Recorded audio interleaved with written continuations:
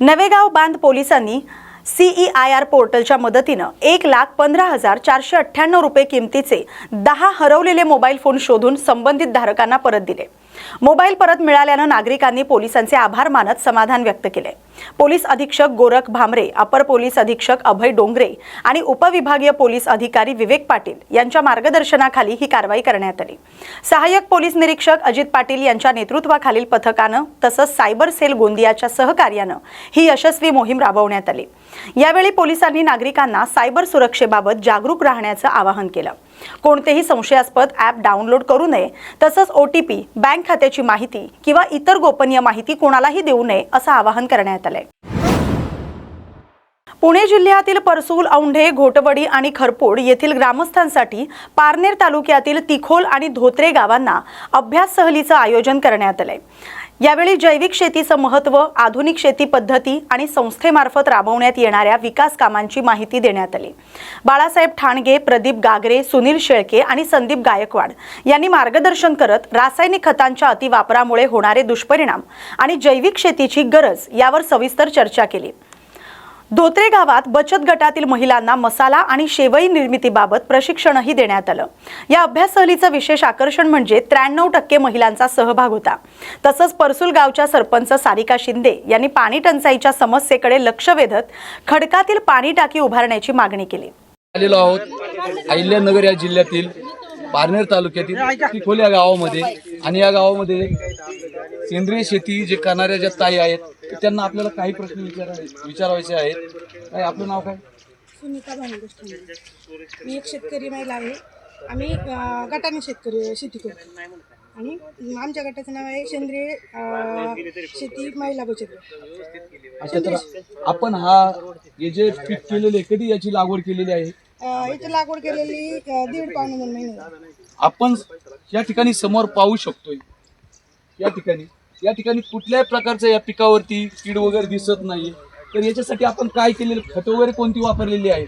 आम्ही सेंद्रिय खतं म्हणजे गांडूळ खताचं बेड भरतानाच आम्ही पहिल्यांदा वापर करतो। निंबोळी पेंटसारखं किंवा आपलं गांडूळ खतं, दुसरे आम्ही रासायनिक खतं भरतच नाही त्याच्यामध्ये। कारण या ठिकाणी असं दिसतंय, हे जी वेल जे दिसत याच्यावरती जी चकाकी दिसते, तर या ठिकाणी आपल्याला असं दिसतंय की बाकीचे जे शेतकरी जे करतात ही विषाची शेती तयार करत आहे, आणि या ठिकाणी आपल्याला कुठेतरी एक विषमुक्त शेती दिसत आहे। केलं अन्न आपल्याला पुरलं पाहिजे असं यासाठी सर्वांची धडपड चालू झाली। आपलं महाराष्ट्र सरकार असेल, केंद्र सरकार असेल किंवा जे सायंटिस्ट आहे, शेतीमध्ये काम करणारे आपले जे विद्यापीठ आहेत, यांचं एकच टार्गेट राहिलं, फक्त जास्तीत जास्त आपलं उत्पन्न कसं वाढलं पाहिजे। त्यातच 1962 साली हरित क्रांती नावाचं एक वादळ आलं, आणि यामध्ये अतिरिक्त फक्त एकच टार्गेट राहिलं, शासनाचं म्हणा, शेतकऱ्यांचं म्हणा किंवा सरकारचं म्हणा, शास्त्रज्ञांचं म्हणा, एकच का आपलं उत्पन्न वाढलं पाहिजे, आणि ते सक्सेस झालं पण। मग हे उत्पन्न वाढवण्यासाठी आपण संकरित बियाण्याचा वापर केला, त्यानंतर रासायनिक खताचा वापर केला, रासायनिक औषधाचा वापर केला। एक 10-20 वर्ष आपल्याला उत्पन्न भेटलं, 10-20 वर्ष आपल्याला त्यापासून चांगलं उत्पन्न भेटलं। परंतु जशी आपली जमीन निकामी होत गेली, तसं आपलं उत्पन्न कमी होत गेलं। आता पहा, तुमच्याकडे भाताचं पीक आहे। 10 वर्षापूर्वी 1 एकरामध्ये जेवढे भात होत होतं तुम्हाला, साली किंवा तांदूळ, तेवढे आता होतात का हो? आता तेवढे होतात। मग तुमचं उत्पन्न घटलेलं बरोबर, म्हणजे तुमचं उत्पन्न घटलं नाही, परंतु तुमच्या उलट आमच्याकडे परिस्थिती झालेली आहे। आम्ही जर एकरी 300 गोण्या कांद्याचं काढत होतो आम्ही एकरी, परंतु आता ते आमच्यानी 100-150वर आलं आहे। आमचं खतं त्याच्या दुप्पट वापरतोय, 5 पट वापरतोय, परंतु उत्पन्न आमचं कमी झालं। आता दुसरी एक गोष्ट अशी, या आपल्या रासायनिक खताचा किंवा रासायनिक शेतीचा, आपला अतिरिक्त वापराचा आपल्या ह्या सगळ्या तापमानावर सुद्धा परिणाम झाला आहे। म्हणजे जे ग्लोबल वॉर्मिंग आपण ज्याला म्हणतो, जागतिक तापमान वाढ, यात एक थोडासा वाटा आपल्या रासायनिक शेतीचा पण आहे। दुसरी गोष्ट, आपण ज्यावेळेस 10-12 वर्षाचे होतो, बरं का, हा सर्वांच्या घरातला कॉमन मुद्दा आहे। आपण ज्यावेळेस 10-12 वर्षाचे होतो, आपले आईवडील जरी आपल्यावर रागवले तर आपण त्यांच्यावर रागवत होतो किंवा मागे फिरून बोलत होतो का? आज तुम्ही परिस्थिती पाहू, तुमचा 5-6 वर्षाचा मुलगा असू द्या, 7 वर्षाचा, त्याला बोला बरं, काय होतं? मागं फिरून बोलतो। काय कारण असेल याचं? त्याचा आहार हा एक सर्वात महत्त्वाचा मुद्दा आहे। म्हणजे त्याला आपण सकस आहार देऊ नाही राहिलो, म्हणजे आपल्याकडं तो आहार चांगलाच नाही, म्हणजे त्यामुळे ती मुलं आपल्यावर लगेच फिरतात। हा एक दुसरा झाला. जागतिक तापमान वाढ झाली. आज तुम्ही जर विचार केला, तुमचं गाव असेल, आता तुम्ही 80% सेंद्रिय किंवा नैसर्गिक शेती करताय, प्लस पॉईंट आहे, अतिशय चांगलं आहे. आमच्याकडे ती परिस्थिती नाही आज. म्हणजे तुम्ही आज घरामध्ये, प्रत्येक घरामध्ये शुगरचे पेशंट आहेत. शुगर आहे ना, प्रत्येकाला शुगर झाली हो. जुन्या लोकांना शुगर नव्हती, आता अचानक ही शुगर कुठून आली? माहिती आहे शुगर कशामुळे होती जास्त? दूध कुठलं पिताय तुम्ही? दूध जर्सी गायचं काय तुमच्याकडे? गावरान गाय आहे जर्सी. मला एक सांगा, सर्वात जास्त दूध देणारा प्राणी कोणता आहे हो? नाही नाही, हे जाऊ द्या, पाळीव प्राण्यामध्ये नाही, प्राणी इतर सर्वात जास्त पिल्लं कोणाला होतात ऐक माहिती तुम्हाला? करेक्ट, कोणाला? म्हणजे याचा अर्थ सर्वात जास्त दूध देणारा प्राणी कुठला आहे? मग डुकराच्या क्लोन पासून तुमची जर्सी बनवलेली साहेब. म्हणजे हे सत्य आहे किंवा सिद्ध आहे. म्हणजे सर्वात जास्त प्राणी दूध देणारा डुक्कर आणि त्याच्या क्लोन पासून तुमची जर्सी गाय बनवली. त्याचं दूध तुम्ही पिताय म्हणून तुम्हाला शुगर झाली. त्यानंतर अतिरिक्त आपला जो रसायनाचा वापर आहे, या अतिरिक्त रसायनाच्या वापरामुळं कमीत कमी 10 ते 20% कॅन्सर आहे लोकांना. आज आपल्याला जाणवत नाही ते, पण 10-5 वर्षानंतर तुमच्या लक्षात येईल कॅन्सर. आणि पूर्वी जी मजुरी लागत होती किंवा पूर्वी जो उत्पादन खर्च लागत होता, त्याच्या 5 पट आपला उत्पादन खर्च वाढला आहे. म्हणजे ह्या रासायनिक शेतीमुळं आपलं एक तर आरोग्य धोक्यात आलं, बरोबर. दुसरी गोष्ट, जागतिक तापमान वाढलं किंवा आपण त्याला हवामानावर परिणाम झाला. आज आज कुठंच पाऊस नाही, किंवा गेल्या वर्षी मेमध्येच आपल्याला भरपूर पाऊस झाला. म्हणजे याचं द्योतक काय माहिती आहे का? हे आपण जे रासायनिक खतं वापरतो, कुठंतरी 100% त्याचा भाग नाही, परंतु कुठंतरी त्याच्यावर परिणाम होतोय. दुसरी गोष्ट, आपल्या आरोग्यावर परिणाम झाला. तिसरी गोष्ट, आपल्या उत्पादनावर परिणाम झाला. कशावर परिणाम झाला? उत्पन्नावर. म्हणजे आपलं जे उत्पन्न पूर्वी निघत होतं तितकं निघत नाही, त्याच्यापेक्षा आपण 10 पट खर्च करतोय तरी आपलं तेवढं उत्पन्न निघत नाही. म्हणजे आता या सगळ्या गोष्टी कशामुळे झाल्या? कुठंतरी आपला एक अंश आपल्या रासायनिक शेतीचा आहे. मग आता मला एक सांगा, आपल्याला शेती परवडण्यासारखी परिस्थिती नाही आज. काय मजुरी किती होती पहिली तुमच्याकडं? भात काढायची मजुरी बरं आज किती आहे? 500 रुपये, बरोबर आहे. 400-500 आहे. मग मला एक सांगा, आज परवडते का हो शेती? मग आता शेती करायलाच नाही पाहिजे का आपण? काय केलं पाहिजे? शेती केल्याशिवाय पर्याय नाही, कारण आपल्याला जगाची काळजी आहे ना हो. आपल्याला देश पोहोचवायचा आहे, तांदूळ अख्ख्या महाराष्ट्रात पोहोचवायचे. आपल्याला कोणाची काळजी आहे?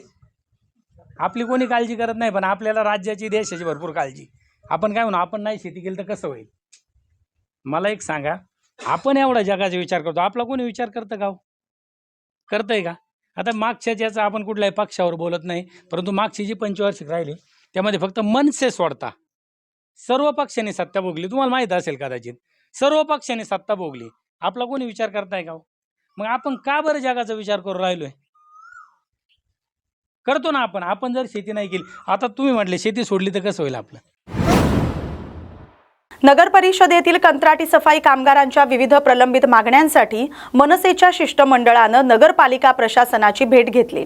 कामगारांना किमान वेतन, ESIC सुविधा, बोनस, ओव्हरटाईमचा मोबदला तसंच अन्य हक्कांच्या सुविधा मिळाव्यात अशी मागणी यावेळी करण्यात आली. मुख्याधिकारी जीवन पाटील, उपनगराध्यक्ष निवृत्ती पाटील आणि संबंधित कंत्राटदार कंपनीच्या प्रतिनिधींशी झालेल्या चर्चेनंतर प्रशासनानं सकारात्मक भूमिका घेतली. मृत कामगारांच्या वारसांना अनुकंपा तत्वावर नोकरी देण्यास तसंच कार्यरत कामगारांना आवश्यक सुविधा उपलब्ध करून देण्यास सहमती दर्शवण्यात आली. याशिवाय नवीन निविदा प्रक्रियेद्वारे किमान वेतनाची अंमलबजावणी करण्याचं आश्वासन देण्यात आलं. मान्य केलेल्या मागण्यांची अंमलबजावणी न झाल्यास संबंधित ठेकेदाराविरोधात कारवाई करण्याची मागणी देखील मनसेकडून करण्यात आली. महिला आणि बालकल्याण सभापती कलावती शशिकांत पाटील यांच्या वाढदिवसानिमित्त पर्यावरण संवर्धन आणि विकास कामांचा संगम पाहायला मिळाला. भोगावती नदी तीरावरील गणपती विसर्जन घाट परिसरात वृक्षारोपण करून निसर्ग संवर्धनाचा संदेश देण्यात आला. यानंतर मेहत्तर कॉलनी येथील रस्त्याच्या कामाचं भूमिपूजन करण्यात आलं. या विकास कामामुळे स्थानिक नागरिकांना अधिक चांगल्या सुविधा उपलब्ध होणार आहेत, परिसराच्या विकासाला चालना मिळणार आहे. यावेळी नगराध्यक्ष प्रीतम पाटील, उपनगराध्यक्ष निवृत्ती पाटील, नगरसेवक, पदाधिकारी आणि नागरिक मोठ्या संख्येने उपस्थित होते.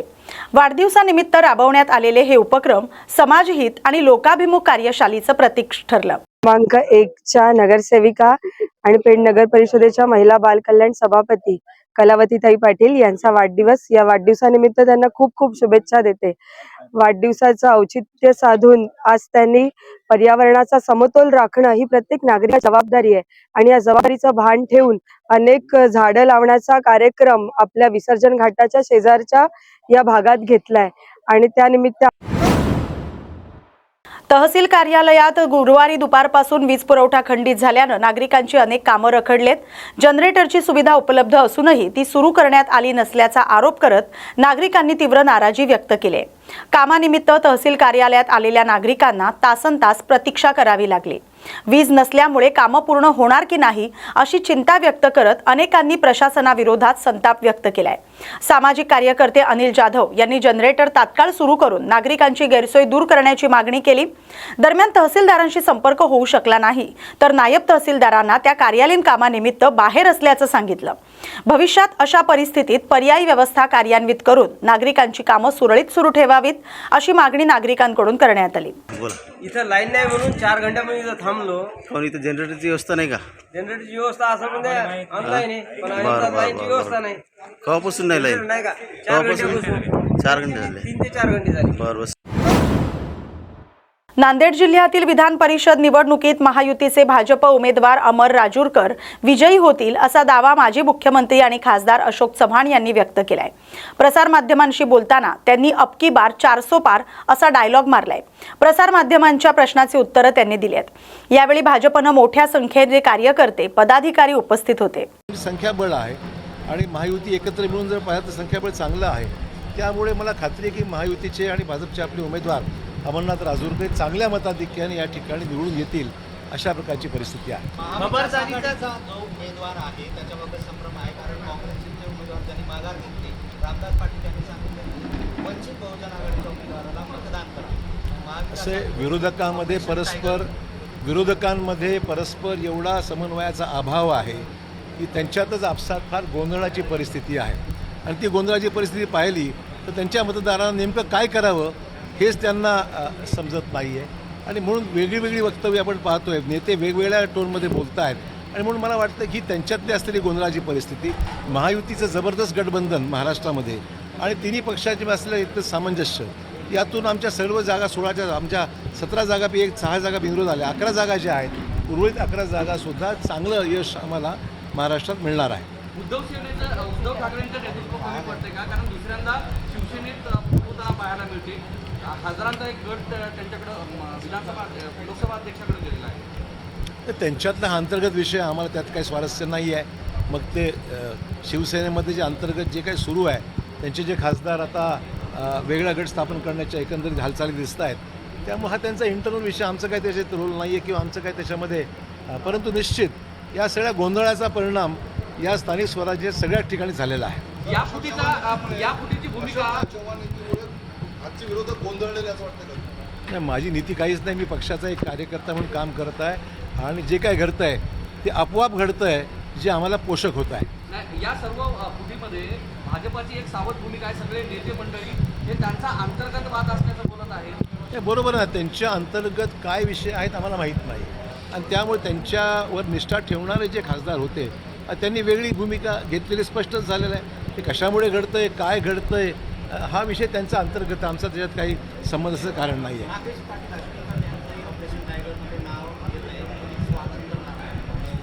नाही, युतीमध्ये आलं स्वागत आहे ना. महायुतीमध्ये जे पक्ष आमच्यामध्ये असे येतील त्यांचं स्वागतच करू. की शेवटी लोकसभेमध्ये आम्हाला बहुमत प्राप्त होतं आहे. लोकसभेमध्ये जे महत्त्वाचे निर्णय आगामी काळामध्ये अपेक्षित आहे, हे निर्णय घेण्यामध्ये संख्याबळ आमचं वाढतं आहे, आपोआप वाढतं आहे. लोक हे विरोधकांमुळे, विरोधकांच्या एकंदरीत सगळ्या या राजकीय ज्या घडामोडी घडत आहेत त्यामुळे वेगवेगळ्या राज्यात झालेल्या निवडणुका, त्या निवडणुकीचे आलेले परिणाम आणि त्याचा एकंदरीत परिणाम जो होतो आहे जनतेमध्ये आणि मतदारांमध्ये, ते पाहता मला वाटतं की त्यांना जाणीव आहे. मग TMCचा विषय असो, आपचा विषय असतो, सेनेचा विषय असतो, हे जे काही घडतं हे त्यांना दिसतं की आता हे काही टिकणारं हे जहाज नाही, हे बुडणारं जहाज आहे. आणि त्यामुळे चव्हाण एक नॉन करप्ट पॉलिटिशियन म्हणून ओळखल्या जाते. त्यांचं वक्तव्य असं आहे की तुम्ही हे सगळं डिलिमिटेशनसाठी करत आहेत म्हणून. राजकारण प्रश्न डिलिमिटेशन राजकारणाचा विषय आहे का?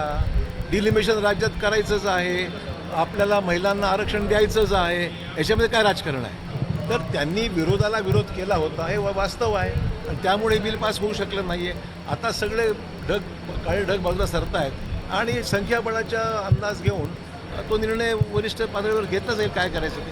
साहेब MIMचा किती प्रभाव तुम्हाला या निवडणुकीत पाहायला मिळणार आहे? 20 मतं आहेत कारण नाही, आम्ही काही आमचं काही त्यांच्याशी संपर्क नाही किंवा त्यांच्याशी आमचा कुठलाही संवाद नाही आहे. त्यामुळे त्यांनी सदसद्विवेक बुद्धीला विचार करून ते निर्णय घ्यावा योग्य वाटेल तो. 300 प्लस होईल की 300-350 प्लस होईल? अबकी बार 412. बरं, या निवडणुकीमध्ये आता भाजपचं हे विजय झालंय. नांदेड जिल्ह्याकडं विधान परिषद झाल्यानंतर पालकत्व येणार आहे असं समजतं, काय समजत? मला यातली काहीच माहीत नाही. ज्या गोष्टी मुख्यमंत्र्यांच्या अखत्यारीत असतात ती भाष्य करणं उचित नाही आहे. हा निर्णय वरिष्ठ पातळीवर जे जे योग्य ते घेतीलच. बुलढाणा जिल्ह्यातील मेहकर तालुक्यातील खानपूर फाटा ते साबरा या सुमारे 2.5 किलोमीटर रस्त्याच्या निकृष्ट दर्जाच्या आणि अर्धवट कामाविरोधात नागरिकांनी तीव्र नाराजी व्यक्त केली. सामाजिक कार्यकर्ते उमेश ठोकरे यांनी सार्वजनिक बांधकाम विभागाकडे निवेदन देत संबंधित कंत्राटदारावर कारवाईची मागणी केली. गेल्या 5 वर्षांपासून रस्त्याचं काम रखडलं असून निकृष्ट साहित्य वापरून काम अर्धवट सोडल्याचा आरोप निवेदनात करण्यात आलाय. खराब रस्त्यामुळे वाहनांचं नुकसान होतंय, नागरिकांच्या सुरक्षिततेलाही धोका निर्माण झालाय. या रस्त्यावर आतापर्यंत 3 अपघात झाल्याचा दावा देखील करण्यात आलाय. दरम्यान 25 जून 2026 पर्यंत मंजूर अंदाजपत्रकानुसार रस्त्याचं काम पूर्ण न झाल्यास सार्वजनिक बांधकाम विभागाच्या मेहकर कार्यालयासमोर आमरण उपोषण करण्यात येईल असा इशारा देण्यात आलाय. वाशिम शहरात राहणारे श्रीकांत मदनलाल दंबीवाल यांनी फिर्यादी वाशिम शहर पोलीस स्टेशनला दिली आहे की माझी मोटरसायकल घरासमोर असताना हिरो सिटी डिलक्स ही कोणीतरी नेली आणि या तक्रारीवरून पोलिसांनी तपास सुरू केला. धुमका येथील आरोपी उमेश किशन राठोड वय वर्ष 45 यांना संशयित आरोपीला कसून चौकशीसाठी ताब्यात घेतले. त्याने गुन्ह्याची कबुली दिली. इतर विविध गुन्ह्यातील चोरलेल्या 4 मोटरसायकल त्याच्याकडून जप्त करण्यात आल्या. नवी मुंबई महानगरपालिकेच्या कंत्राटी कामगारांसाठी मोठी दिलासादायक बातमी समोर आली. महापालिकेच्या सर्व कंत्राटी कामगारांना 7,500 रुपयांची भरघोस पगारवाढ जाहीर करण्यात आली. यानंतर कामगारांनी महापालिका मुख्यालयात आनंदोत्सव साजरा केलाय. यावेळी कामगारांनी महापौर सुजाता पाटील आणि सभागृह नेते सागर नाईक यांना पेढे भरवून आनंद व्यक्त केलाय. महापौर सुजाता पाटील यांनी कामगारांचं हित आणि भविष्य सुरक्षित ठेवणं हे प्रशासनाचं कर्तव्य असल्याचं सांगितलंय. तसंच मंत्री गणेश नाईक यांनी निवडणुकीदरम्यान दिलेला शब्द पूर्ण केल्यामुळे कंत्राटी कामगारांना न्याय मिळाल्याचं त्यांनी नमूद केलंय. वाढीव वेतनाचा लाभ येत्या पगारापासून दिला जाणार आहे. उर्वरित प्रलंबित प्रकरणांवरही लवकरच निर्णय घेतला जाईल अशी ग्वाही त्यांनी दिली आहे. नक्कीच मी आपल्या नवी मुंबईचे शिल्पकार महाराष्ट्र राज्याचे वनमंत्री गणेशजी नाईक साहेब, माजी खासदार संजीवजी नाईक साहेब, माजी आमदार संदीपजी नाईक साहेब, नवी मुंबई महानगरपालिकेचे सभागृह नेते सागरजी नाईक साहेब, महापौर दशरथजी भगत साहेब, स्थायी समिती सभापती अशोक पाटील साहेब, आरोग्य समिती सभापती नाथ साहेब आणि संपूर्ण नगरपालिकेचे आपले सदस्य त्यांचे मनापासून आभार मानेन की आदरणीय आपले सागरजी नाईक साहेब यांच्या माध्यमातून सुंदर असा ठराव कर्मचाऱ्यांच्या पगारवाढी संदर्भात घेण्यात आला आणि सर्वानुमते हा ठराव मंजूर करण्यात आलेला आहे. खऱ्या अर्थाने नाईक साहेब जे नवी मुंबईचे शिल्पकारच नाही तर खऱ्या अर्थाने नवी मुंबईचे पालक आहेत. एखाद्या सर्वसामान्य कर्मचाऱ्याची व्यथा आणि आपल्या घरातला सदस्य दुःखात आहे त्याचं दुःख दूर करण्याचं काम नेहमीच आदरणीय नाईक साहेबांच्या माध्यमातून झालेलं आहे आणि त्याच दृष्टीने हा ठराव आज सभागृहात आला. बेसिक मध्ये वाढ झाली असती तर कुठेतरी काटछाट करून परत हातात तुटपुंजा पगार आला असता. असं नको व्हायला म्हणून एक विशिष्ट असा भत्ता ह्या हेडखाली आपण 7,500ची भरीव अशी वाढ कर्मचाऱ्यांच्या पगारामध्ये केलेली आहे आणि आज सर्वसामान्य कर्मचारी जे आनंदात आहेत त्यांच्या घरात जी दिवाळी साजरी होणार आहे ती खऱ्या अर्थाने आम्हाला आनंद देणारी आहे. आदरणीय गणेशजी नाईक साहेबांना आनंद देणारी. नवी मुंबईतील वाशी महापालिका रुग्णालयात पोलिसांवर हल्ला झाल्याची धक्कादायक घटना घडली। महिलेचा मृतदेह ताब्यात घेण्यासाठी आलेल्या नातेवाईकांनी पोलिसांवरच जीवघेणा हल्ला केल्यानं खळबळ उडाली।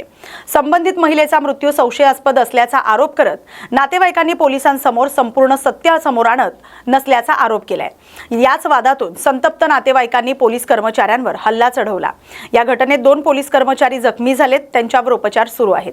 पोलिसांनी तात्काळ हस्तक्षेप करत काही संशयितांना ताब्यात घेतलंय। पुढील तपास आणि कायदेशीर कारवाई सुरू आहे। या घटनेमुळे पोलिसांच्या सुरक्षिततेचा आणि कायद्याच्या धाकाचा प्रश्न पुन्हा एकदा ऐरणीवर आलाय। या बातमीसोबतच बातमी महाराष्ट्राची मध्ये वेळ झाली आता इथेच थांबण्याची। अशाच महत्त्वाच्या बातम्यांसाठी पाहत राहा न्यूज मराठी 24/7। नवा भारत नवा विचार।